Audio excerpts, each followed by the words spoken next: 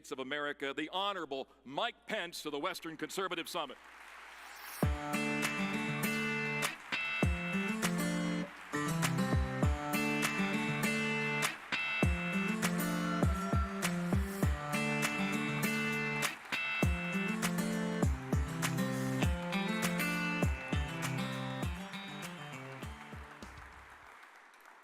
Hello, Colorado. Thank you all for coming out. I'm deeply humbled by that overly generous introduction and the turnout today. And it's my great honor to be here today at the 2026 Western Conservative Summit.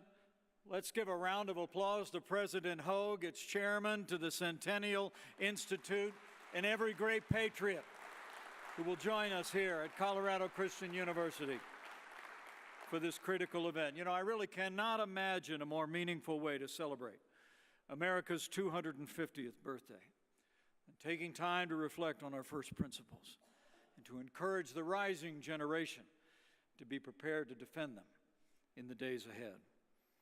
So thank you. It's wonderful to be with you all, although I will admit that I'm not used to speaking in front of crowds of this size.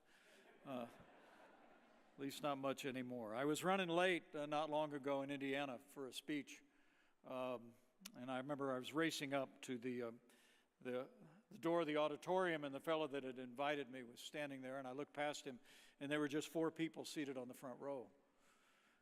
And I looked at him and I said, did you see there are just 4 people seated on the front row for my speech? And he said, yes, sir, I've seen that.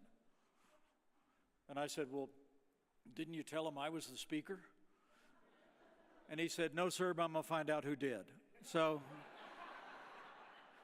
give yourselves a round of applause for getting up early and coming out and being such a great part of the Western Conservative Summit regardless. You know, it is amazing to think about all this nation has accomplished over the past 250 years. We stand today as the longest lasting constitutional republic in the history of the world. Our forebears transformed a small collection of struggling colonies into the most prosperous and powerful nation in human history, lifting generations out of poverty, inspiring the world by our freedom, our farmers feeding the world, our technology revolutionizing the world. And while my life never called me into the armed forces of the United States, my father was a combat veteran, and my son is a major in the United States Marine Corps. And I can say with deep conviction, we have the greatest military in the history of the world, and our military is the greatest force for good the world has ever known.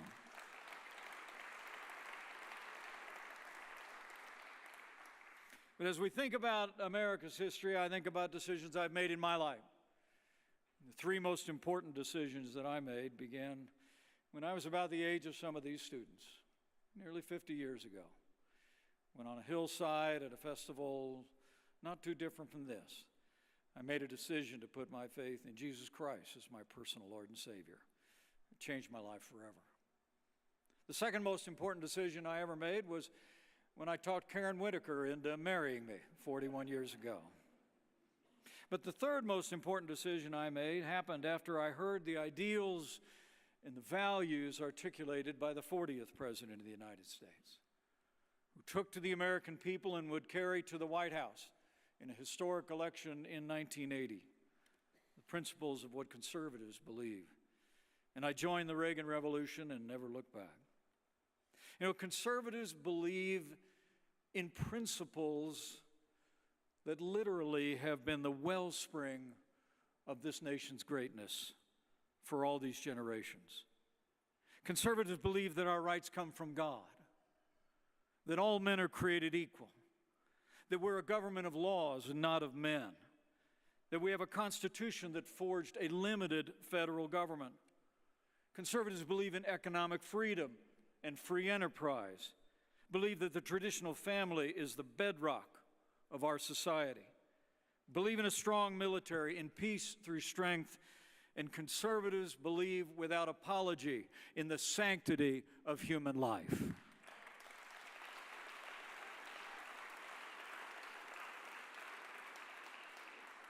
And for generations, I would argue that conservative Americans have been the ones that have defended those principles that have made America strong and prosperous and free. But as we gather today, the truth is our politics are going through some changes on the right and on the left. For decades, the Republican Party has been defined by an agenda that embraced a strong national defense, American leadership in the world, limited government, traditional values. And all those years, our political battle has been principally against a liberal Democratic Party, a big government party embracing liberal social policies. But the first thing I would observe this morning is that the Democratic Party today is being overtaken by a progressive left embracing policies as radical as socialism, radical gender ideology, question America's role as leader of the free world, and even questions our support for our most cherished ally, Israel. I've long said, and I will say again, if the world knows nothing else, let the world know this: America stands with Israel.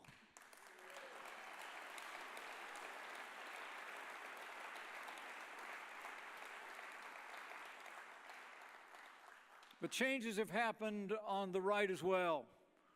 But let me say from the bottom of my heart, it was the greatest honor of my life to serve as Vice President in the first Trump administration, and I want to thank you for the honor that you bestowed on me in those years. And I'm proud of the record of the Trump-Pence administration. We cut taxes, secured our border, rebuilt the military, held China accountable. We crushed the ISIS caliphate and appointed 3 justices to the Supreme Court of the United States that gave the American people a new beginning for the right to life. And as I look at the new Trump administration from the outside, let me say with real gratitude that I think the new Trump administration has gotten a lot right, in my judgment. First administration in history to take the fight directly to the leading state sponsor of terrorism in Iran, unleashing our armed forces last year and again this year against Iran. They've stood without apology for Israel. They extended all those tax cuts that we passed 10 years ago, and they ended the worst border crisis in American history.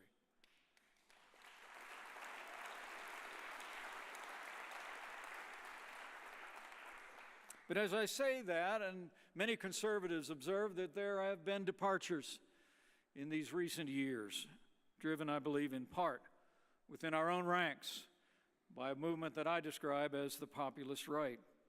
It's a movement that seems intent on chipping away at that long tradition of commitment to conservative principles. Reminds me a little bit of a story of a farmer who brought his family into town. They were walking down the street, farmer, wife, 2 little kids, and a 3-legged pig walking right next to him. Apparently a friend looked out from his shop and saw him walking down the street, and he walked up to the farmer and he said, so what's with the pig? And the farmer said, hey, that's no ordinary pig. He said, when my daughter was little, she fell into the pond. That pig jumped in, grabbed a hold of her, saved her life. And he said, oh. And he said, one night when we still smoked in our house, that pig came running into the house, got everybody out of bed, saved our whole family.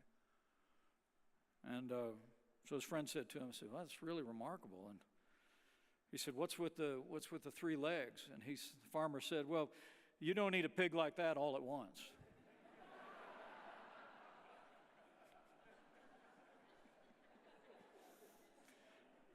I mean, the truth is that I look from the outside in our movement, there are people that have been nibbling away at the very principles that have made America strong and prosperous and free and have defined the conservative agenda. In fact, in many respects in recent years, we've seen our movement tossed about in a tempest of populism, protectionism, and on occasion even isolationism. On the world stage, we saw the administration's initial stops and starts when it comes to Ukraine after that brutal and unprovoked invasion by Russia 4 years ago. I have held since that moment that America, as the leader of the free world, should continue to marshal the West to give the brave Ukrainian people what they need to repel and defeat that Russian invasion.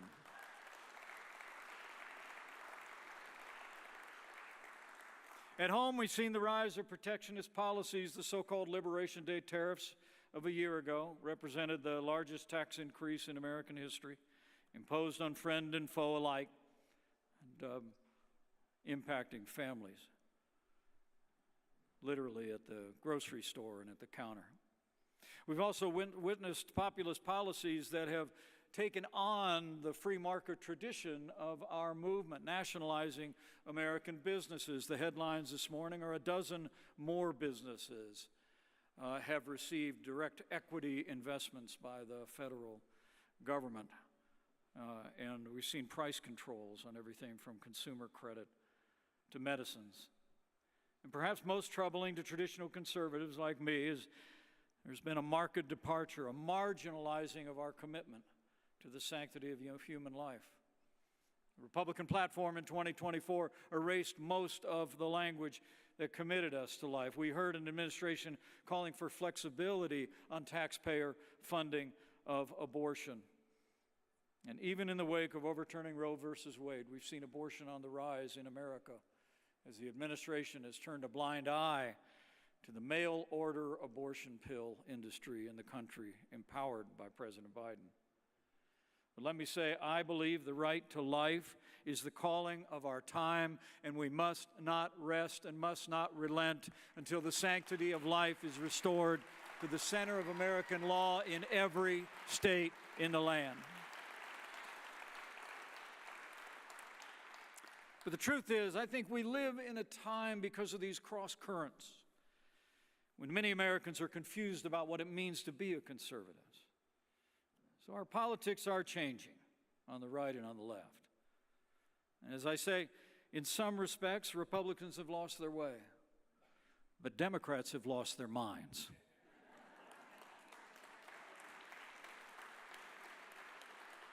So it's never been more important to rededicate ourselves and our movement to the principles that have not only delivered electoral success, but more importantly, have delivered prosperity and security for the American people.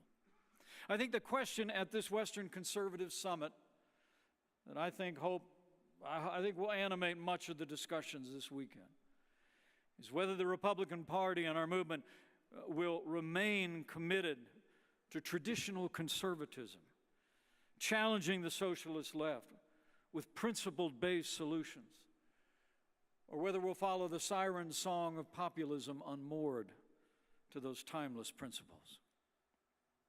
In the book of Jeremiah, it reads, "Stand at the crossroads and look.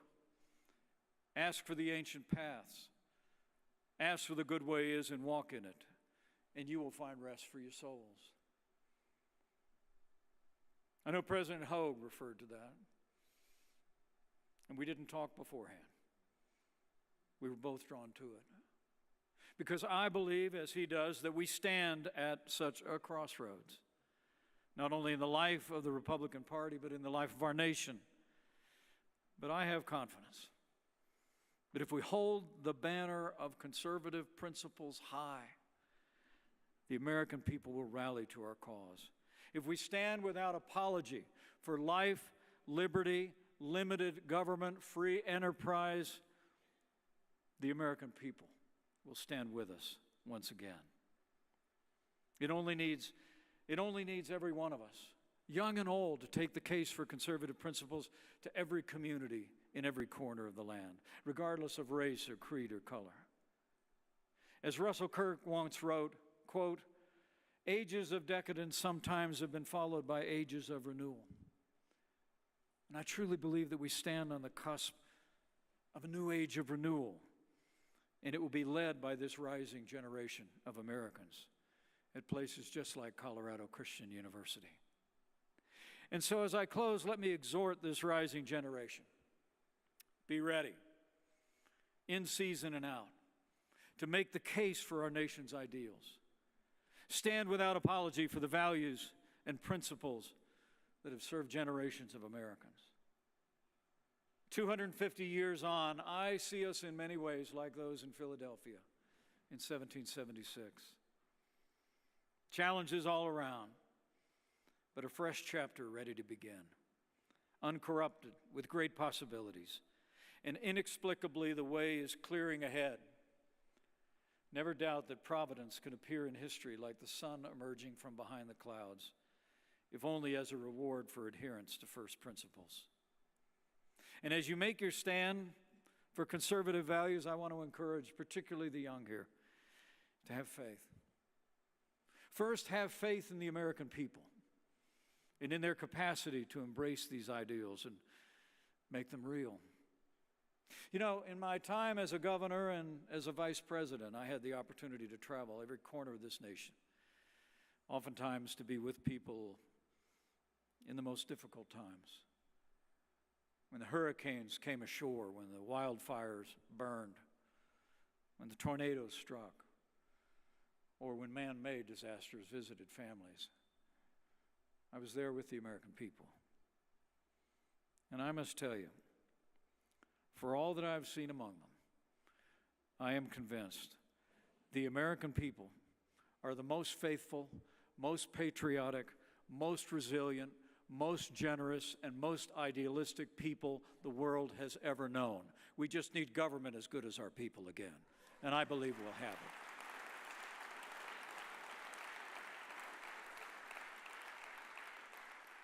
I'll never forget, I just found out yesterday that Bill Armstrong started in radio. And the president of this storied university had some time in radio, and I did too. I had a radio show syndicated across the state of Indiana. It was kind of like Rush Limbaugh on decaf. But there was a dedication of a memorial to the Medal of Honor winners in this country in Indianapolis. And I had the opportunity under a tent with my radio equipment there to interview these Medal of Honor winners, which if you have never studied the Medal of Honor, you need to understand these are not people that did brave acts. These are people that did superhuman things without regard to their own safety. Interviewing one of those World War II veterans, a man who had jumped on a hand grenade that went off and saved everyone in his platoon. I looked at him at the close of our interview. This was 1998. And I said, well, sir, I guess you probably look at young people today. You're part of the greatest generation. I said, you probably worry about this country, don't you? And that old gentleman from World War II looked at me and said, you know, you obviously don't have the first idea what you're talking about. This was on the air. And I said, well, why don't you help me out? And he said, listen, we kids that grew up in the 1930s, we drove our parents just as crazy as kids do today. We partied just as much as kids do today. We wasted as much time as kids do today. But when the time came, we did what needed to be done because we're Americans. And this generation's no different. Well, I took that chastening and went to a commercial break. But it was a little more than 2 years later, the day we will mark in a few weeks on its 25th anniversary, that I was a freshman member of Congress. I'd come to Capitol Hill on the 11th day of September, 2001, a sunny day. I saw the smoke rising from the Pentagon. I would visit Ground Zero just a few days later in New York City. But I'll never forget when I woke up on September 12th.